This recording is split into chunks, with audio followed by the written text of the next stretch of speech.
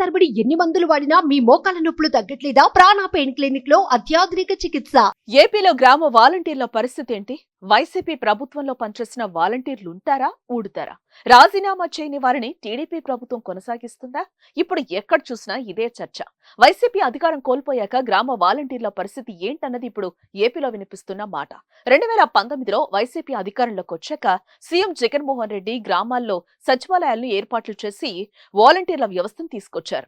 వారి ద్వారానే సంక్షేమ పథకాలను ప్రజలకు నేరుగా ఇంటి వద్దకే అందించారు. జగన్ ప్రభుత్వంలో వాలంటీర్లు కీలకంగా మారారు. ఎన్నికల్లో కూడా జగన్మోహన్ రెడ్డి వారినే నమ్ముకున్నారు. ఈసీ అభ్యంతరం చెప్పడంతో పెద్ద ఎత్తున వాలంటీర్లు రాజీనామా చేసి మరీ వైసీపీకి పనిచేశారు. కానీ 2024 ఎన్నికల్లో వైసీపీ ఓడి తెలుగుదేశం, జనసేన, బీజేపీ కూటమి అఖండ మెజార్టీతో విజయం సాధించడంతో వాలంటీర్ల పరిస్థితి ఇప్పుడు ప్రశ్నార్థకంగా మారింది. వైసీపీకి అనుకూలంగా ఉన్నటువంటి వాలంటీర్లు ఇప్పటికే ఆ రాజకీయ పార్టీ వారు మూకుమ్మడి రాజీనామాలు చేశారు. దీంతో వారిని దాదాపు తిరిగి విధుల్లోకి తీసుకోరనే ప్రచారం జరుగుతోంది.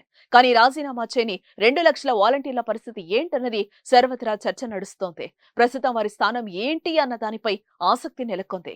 గతంలో తెలుగుదేశం అధినేత చంద్రబాబు నాయుడు, లోకేష్, పవన్ కళ్యాణ్ వాలంటీర్ వ్యవస్థకు సంబంధించి సంచలన వ్యాఖ్యలే చేశారు.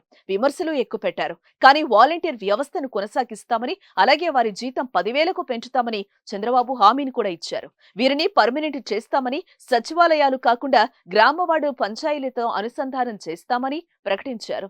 అయితే గతంలో పనిచేసిన వాలంటీర్లను కాకుండా కొత్త వారిని నియమించే అవకాశం కనిపిస్తోంది. దీంతో వాలంటీర్లు తమ ఉద్యోగంపై గ్యారంటీ లేకపోవడంతో ఆవేదన వ్యక్తం చేస్తున్నారు. ఇప్పటికే మరికొందరు వాలంటీర్లు తమను కొనసాగించాలని కోరుతూ కూటమి నాయకుల ఇంటికి క్యూ కడుతూ ఉండగా కూటమి కార్యకర్తలు తమకు వాలంటీర్ కావాలని లాబియింగ్ చేస్తున్నారు. ఇదిలా ఉంటే వాలంటీర్ల కోసం కొత్త నోటిఫికేషన్ అంటూ సోషల్ మీడియాలో వార్తలు వస్తున్నాయి. డిగ్రీ క్వాలిఫికేషన్ ఆధారంగా వాలంటీర్లను నియమిస్తారని, ఏజ్ లిమిట్ కూడా పెడుతున్నారంటూ ప్రచారం జరుగుతోంది.